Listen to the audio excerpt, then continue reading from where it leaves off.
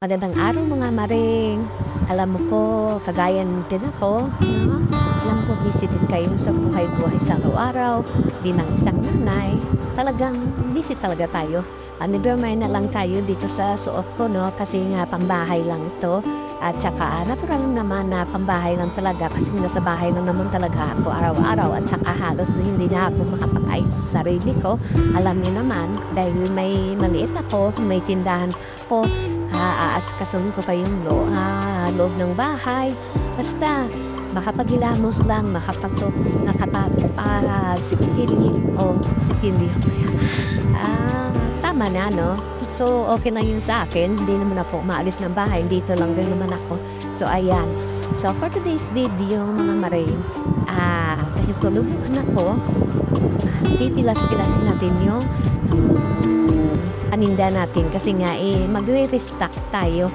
Magre-refill no? Magre-refill tayo kasi yung iba bungi-bungi na, so kailangan na din natin lagyan ng paninda. So ayan, hiniwa-hiwa ko talaga yan. Sa totoo lang, itong video na to is nakuha ko to sa maritis ko sa tindahan. I mean, maritis is CCTV, no?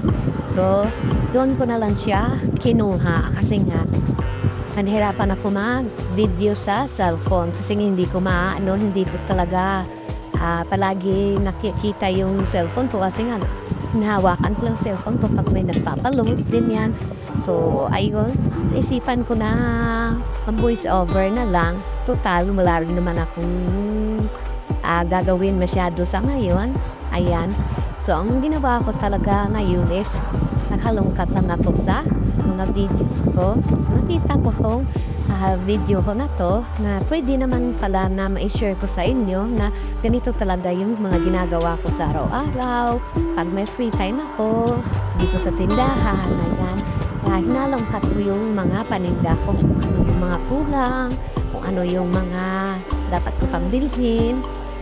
Nililista ko at saka yung iba nire-refill ko kasi nga may mga stocks din naman ako na hindi pa na-display.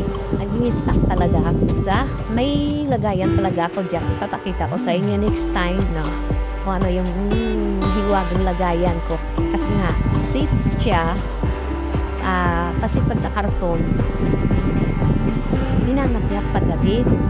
So ang ginawa ko is nilagay ko siya sa refrigerator na sira at saka hindi naman talaga sira, hindi ko lang pinaandar. Hindi siya masyadong na-cold kaya pag nilagyan mo malaki yung mababayaran nyo kasi nga ano na siya, hindi na talaga siya kagaya ng isang ref ko na pa ba yung kumbaga bago pa kasi siya pag hindi mo siya tinulak na masyado, so nasusungaw siya, no? Sungaw. So, ayan. At ang dami ko pala, ngayon, itong araw na po, marami pala akong nirefill kasi nga yung iba, wala na talaga. Hindi ko talaga lubos maisip na napabayaan ko na pala siya. Kasi nga, busy ako sa anak ko. No, kasi maliit pa, kailangan pa ng atensyon.